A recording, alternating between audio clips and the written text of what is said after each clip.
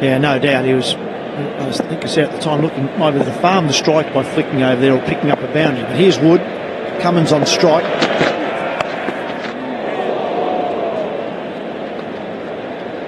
Todd Murphy, the new man for Australia. First class average of a tick under 12. He's not the worst, Todd Murphy.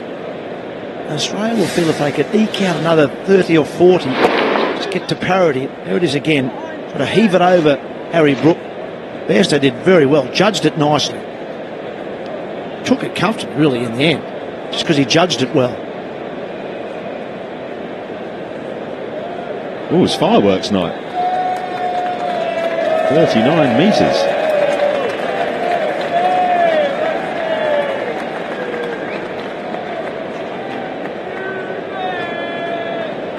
Sometimes when you've got a cap on, it can get in the way when you're looking up and it's coming over your shoulder. Same if you've got a short leg helmet on.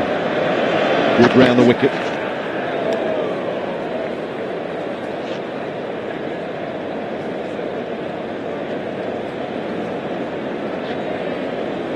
Chatting with Todd Murphy this morning, actually. He's enjoying his tour over here. I reckon when he came over here, he wouldn't have thought he'd be playing too many test matches, to be totally honest. Nathan Lyon's understudy, just maybe get a bit of a bowl with these Duke balls, get a feel for them. He bowled in his first 4 test matches with the SG ball, and all his bowling in Australia with the Kookaburra ball. So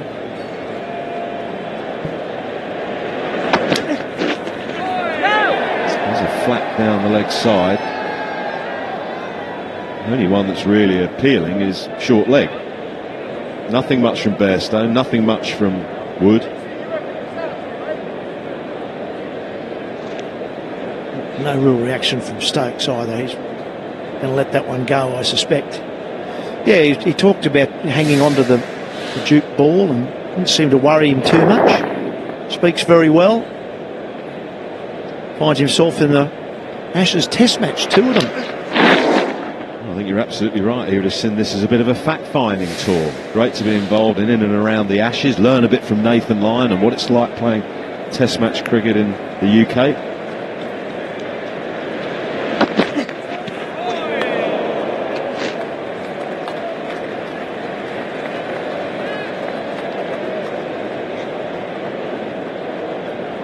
Do use the Duke's ball in the Sheffield Shield. I'm wondering if Todd Murphy had ever practiced with one or even played in a Shield game where it was one of those experimental games. But the Dukes, I'd imagine, would react very differently in Australia than it does over here.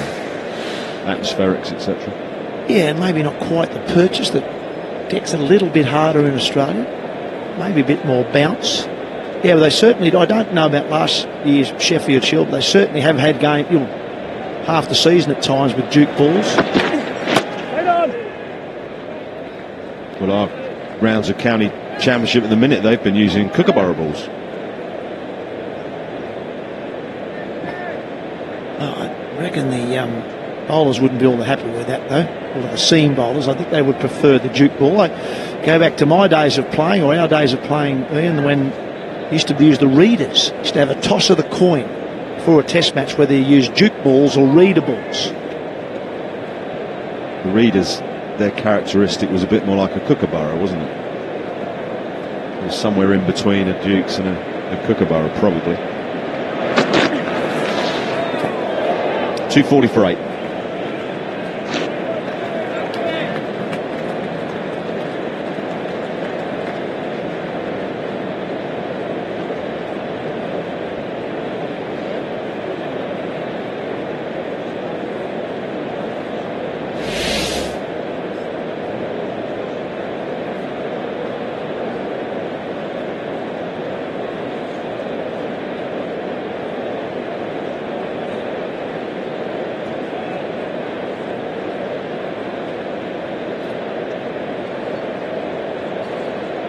So 43 runs shy, Australia, of England's first innings 283. 2 for Woakes, 2 for Wood and 2 for Stuart Broad. And they've got through some overs too. Broad 20, Anderson 22, Wood 20, which is a lot for him. And Chris Woakes 19.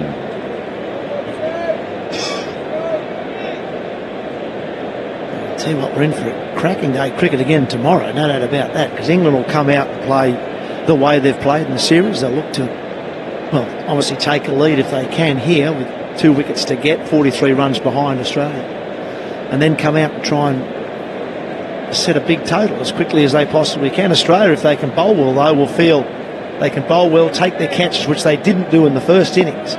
Still bowl England out for something cheap, chase it down, batting last. Bear in mind that Moeen Ali, doubt he'll bowl on the last innings of this Test match. He'll bat, I'm sure, if needed. He could hobble around okay, but I don't think he'll be doing too much bowling. No, I agree. I don't think he'll be bowling. I'd be very surprised if he bowls. I think he'll bat, but at what position? And he won't be sprinting up and down. So that affects who he's batting with as well. They have to change their approach.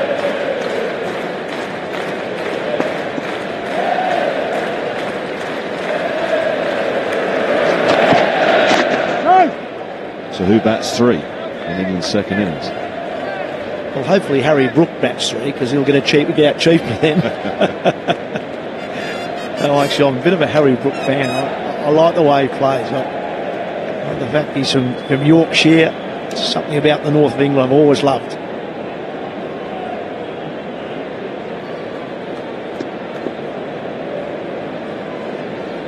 Well, maybe for one night only you ask Joe Root to do it. Well, I think that's the logical answer, really. Push him up, but particularly if England get off to a reasonable start. I suppose, actually, I would even take that comment back and just put him up to 3, because he's the best equipped to bat at 3. Good technician. Yeah, generally the brand new ball doesn't often hoop around as much as the one that's 10 or 15 overs old anyway.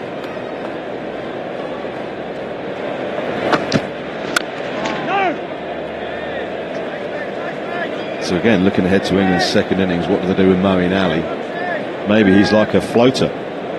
You know, can't run, he's not going to bat properly, i.e. be able to take 1s and 2s and run 3s for himself or his partner, so maybe he becomes an impact player. Right, get in there, this is the time to put the foot down. Go and do it.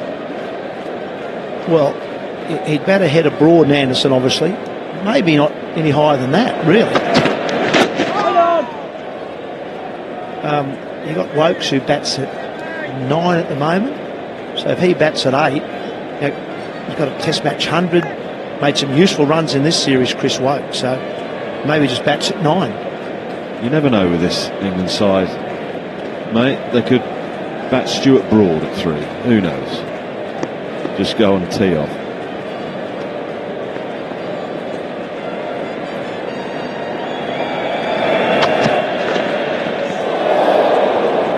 Offered up the ball to drive. Murphy accepted but missed. 241 for 8.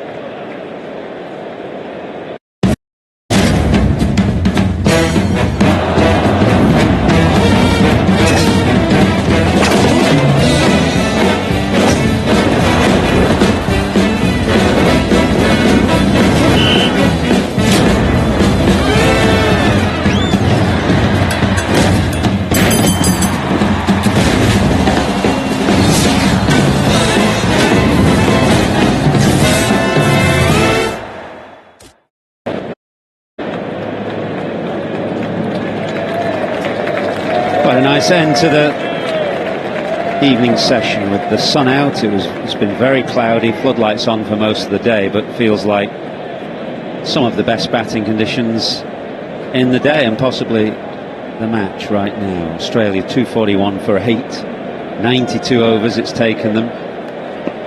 End up somewhere level with England in double the number of overs. It's amazing how the two teams have approached things so differently. Very fascinating.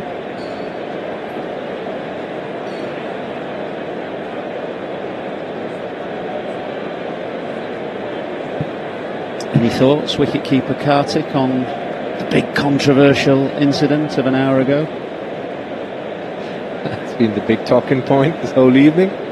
Plenty of people in the comm box trying to figure out out or not out. But for a start, Jonny Bairstow is doing that small little mistake of his hand hitting the stump and the bails coming off being the biggest part of that.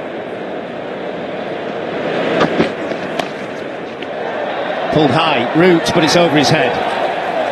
It's a short part of the ground that to the leg side as Stark swung away, but hit it very sweetly.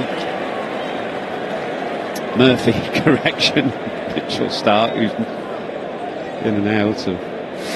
Murphy has moved to 6 off the mark with that glorious shot to the leg side. He timed it beautifully. He's quite tall, isn't he, and thin, and you look out immediately and think left-handed and Stark. Murphy it is. He tried the same shot the last ball of Woods over. It didn't connect that one, but this one he really connected it well.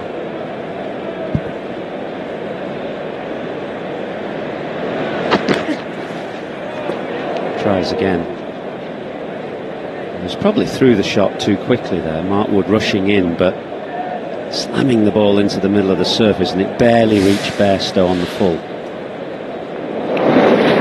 And also going back on the run out, the modern way of doing run outs is making sure you are 1 foot behind the stump, but the other just slightly away, and try and have your gloves in front of the stumps. And along with the ball coming through, you try and take the stumps off. That's the modern way of doing it, especially in white ball cricket. Or Bairstow standing behind the stumps, which is something keepers don't do these days.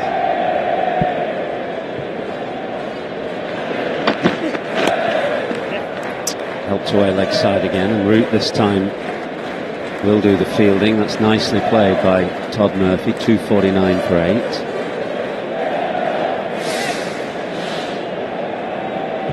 If you look at Jonny Bairstow here, he's waiting on the ball to come to him behind the stumps. But these days what keepers do is try and get ahead of it, and then along with the momentum of the ball, you take the stumps down, so you get that extra fraction of a second. We've been talking about Jonny Bairstow and keeping quite a bit through the series. He's been pretty solid this game. He's had some tough ones to take, but that run out was a small error in terms of trying to save time.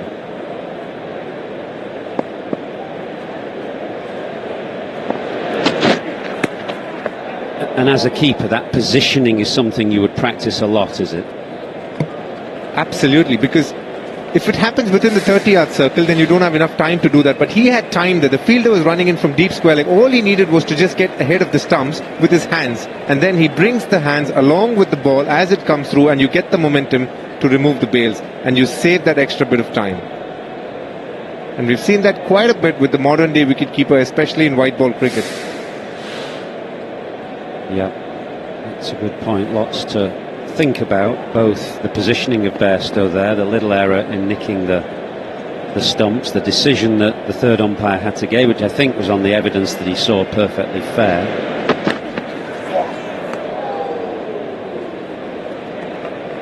And if he tries to pull again but misses this time, 250 for 8. And then the added intrigue that it was a sub-fielder, George Elam, rushing in at 100 miles an hour from the deep. That's law 29. The wicket is broken when at least one bail is completely removed from the top of the stumps, or one or more stumps is removed from the ground. And on the evidence that the umpire saw, I think he had to give the decision that he gave. It's taken us about 50 minutes to find some definitive, or you might think is definitive evidence, so it's perfectly fair. Had a nice WhatsApp from his father, actually, Mark, who I captained way back in the 90s, saying that his dad, Mark's dad, Alan Elam, was watching, or is watching. He's 78, 79 next month, going strong, and was renowned as one of the great fielders in county cricket in the 70s. Would have been a nice moment. It was a nice moment for the family, but would have been better had it been out. Plenty of things there, and when that run out happened, so Ricky Ponting was on air as well, so it adds to the whole drama a lot more. Quietly combusting, as Mark Butcher called the moment. Bit of short stuff here from England.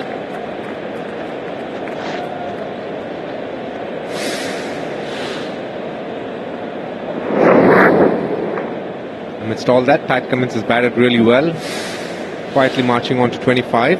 And you have to say the partnership between Smith and Pat Cummins has been the best so far, in terms of numbers as well. They had a 54-run partnership before Smith got out. Edged over second slip. Third man is very wide, and these are useful runs for Pat Cummins. That's the other aspect of that run out, because it was the 78th over. The new ball was due. So there were lots of aspects to make it quite a significant moment in the day.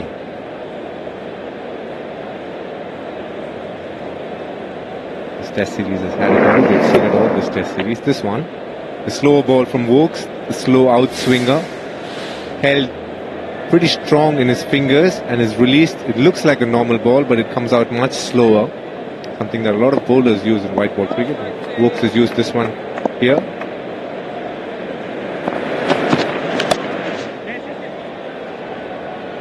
Well, they tried to just be a little bit more assertive in this evening session. It's been fascinating to watch the approach of Australia today, held in check by some very accurate bowling throughout the day, but determined to try and graft and grind their way through in a way that England were not prepared to do yesterday. England took a different approach.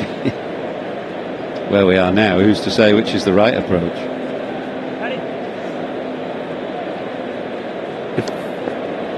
If Australia had held on to their catches, it would have been a different story altogether. Absolutely.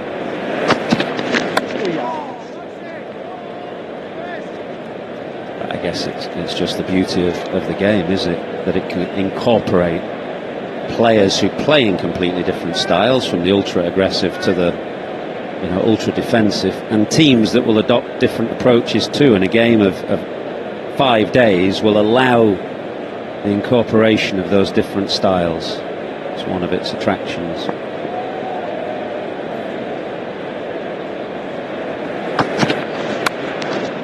Good shot. Good that from Murphy. Flat batted it. It was very wide. And the way that he kind of flat batted it square of point was exactly the right way to play that.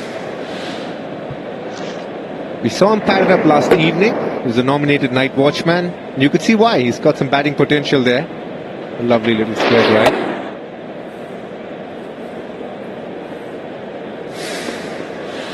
Yep, 2 nice shots takes him into double figures. That pull for 6, and now square drive for 4.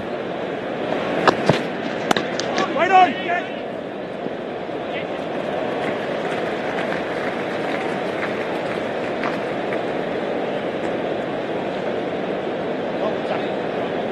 260 for 8.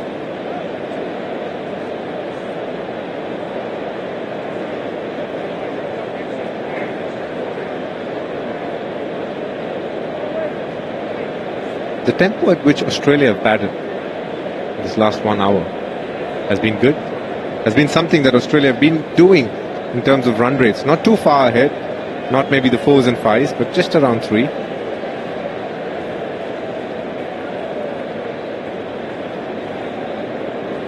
And as you can see, Australia have made a conscious effort to bat at a higher pace, 3.89 being the run rate in this session so far.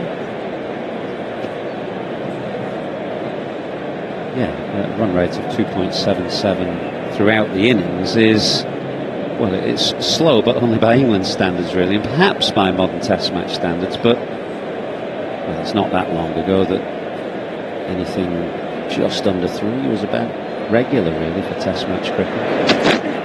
No!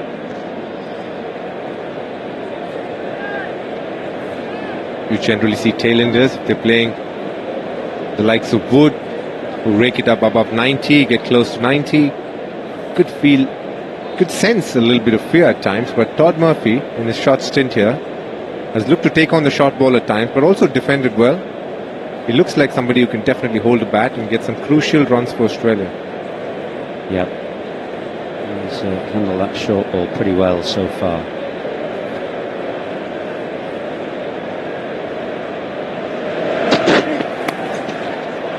Goes again over Stokes this time, who's placed himself down where Joe Root was in the previous over. And it's another well-struck 6 by Todd Murphy, who moves to 18. Another short ball, not bouncing enough. We've spoken about it, trying to get as close to the head as possible, but this one closer to the hips. Todd Murphy takes full toll of it. 2 fielders behind square on the boundary. He's not afraid to take on the big ones. Yeah, lovely shot.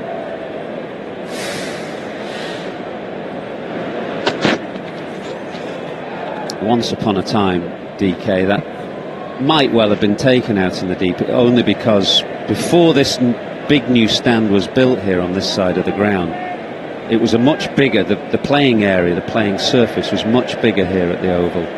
But this brand new stand has just cut a little bit off the playing surface, particularly in that corner. Once upon a time that might not have been 6, but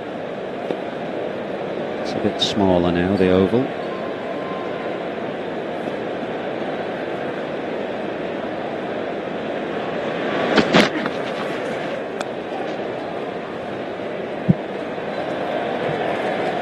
Wide being called, and rightly so. Interestingly, we were speaking about this yesterday as well, at this. Before all the boards have come in and all of that, at the end of the game, as the crowd knew the game was getting over, you could see all of them running into the field. I think those days, it was, the boundary was pushed right to the edge, wasn't it? Ah, a co-Indian. It's good to see.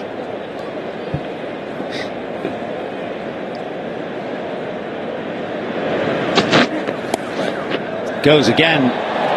Well, this is a really good counterpunch from Todd Murphy. Think of a few instances on this ground where players have taken on the short ball and just changed the complexion of the game. It happened famously here in 2005 when Peterson took on Brett Lee. Just for a moment, Todd Murphy's taking the game to Mark Wood and to England. That's his third 6 to that corner of the ground. He's 24.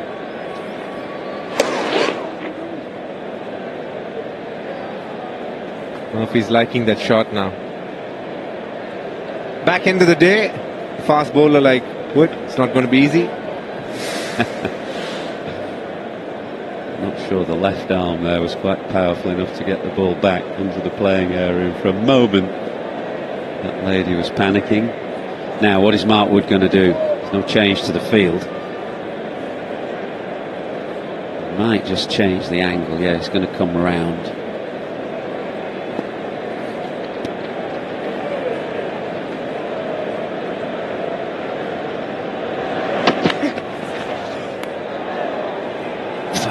From the edge or glove.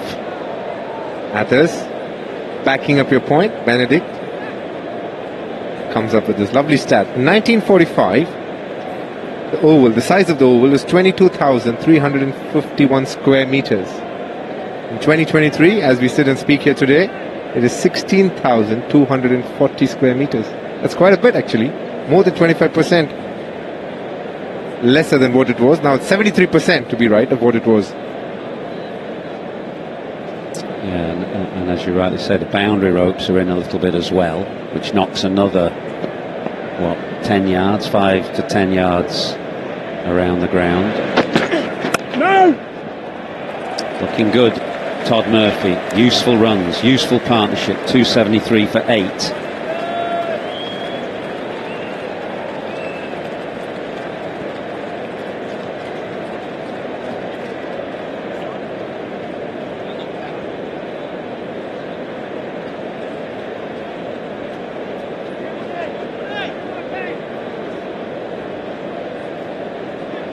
That's the new stand that was built here a number of years ago that just slightly changed the shape of this ground. The other difference, just going way back, and it was touched on before, is just how green the outfield is. And you'd often get to July and August in years gone by and it would be completely brown and parched with no irrigation system.